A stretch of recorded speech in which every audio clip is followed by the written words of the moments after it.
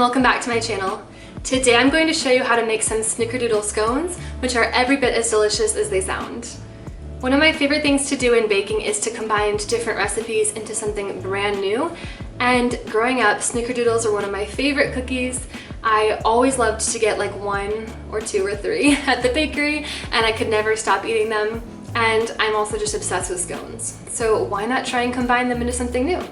These scones have a delicious cinnamon sugar topping on top, and they also have a cinnamon glaze. So they're just packed with flavor, and they're honestly pretty easy to make. As usual, I'm going to have all of the ingredients and the instructions listed in the description box below, so make sure to check that out. I'm also going to link my blog post that has all of the full instructions, as well as some extra tips and tricks in there, so check that out for sure.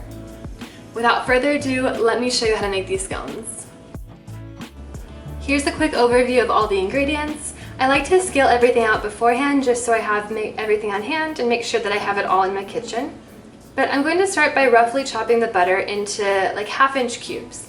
And when making these scones, you want to make sure the butter is as cold as possible, so take it straight from the fridge.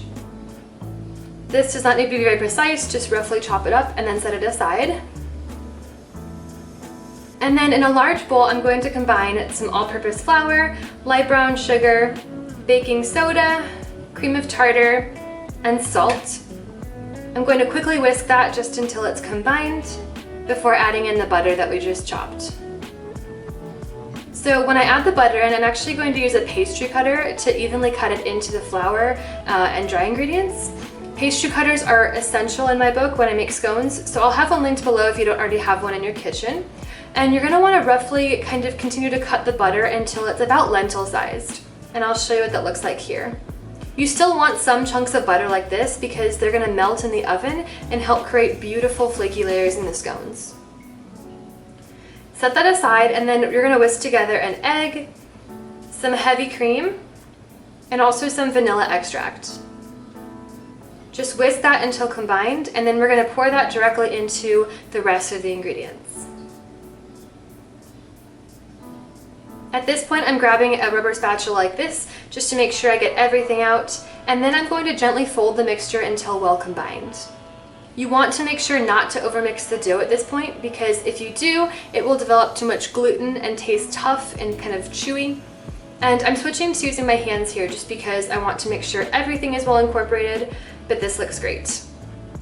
So I'm going to pull out a sheet tray, and I recommend using parchment paper, but I didn't have any on hand, so I'm just using aluminum foil, but either one works. And I'm just going to gently flour the surface before dumping out all of the scone dough.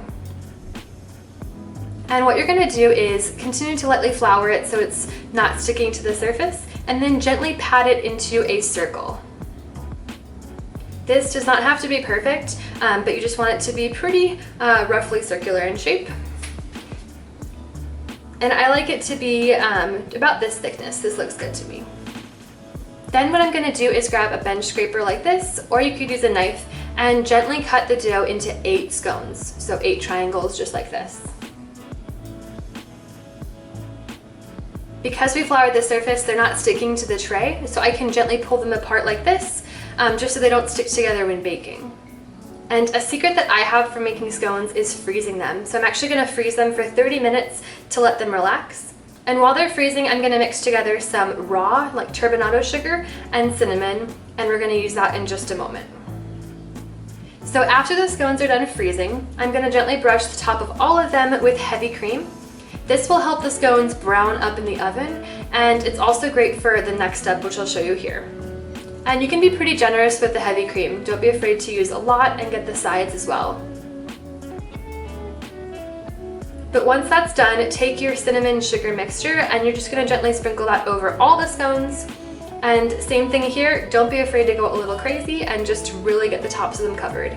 This is going to make a delicious crunch on the scones and also contribute to that Snickerdoodle flavor. After that's all done, these guys are ready for the oven. So they're going to bake at 400 degrees for about 25 to 28 minutes. And while they're baking, I'm going to make the glaze. So I'm just combining together powdered sugar, some cinnamon, and a little bit of milk, and just mixing that until well combined.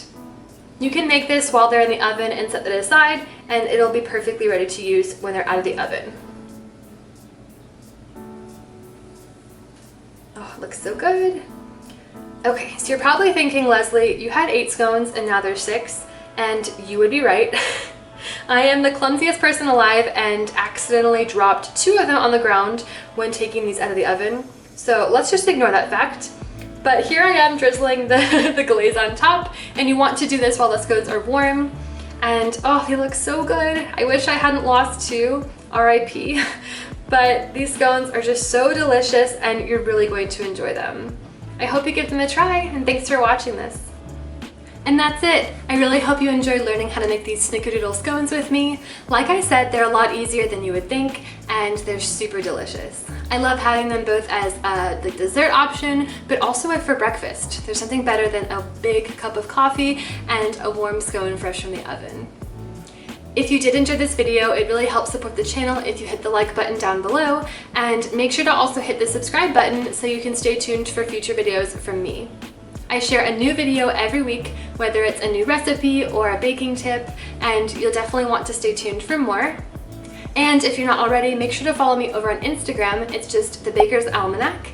I share lots of behind the scenes content there. I also do step-by-step walkthroughs of certain recipes, and I just share a bit more of my life, so you'll want to follow along there as well. That being said, I think that's all I have for you today. Thank you so much for watching, and until next time, happy baking, everyone. Bye, guys.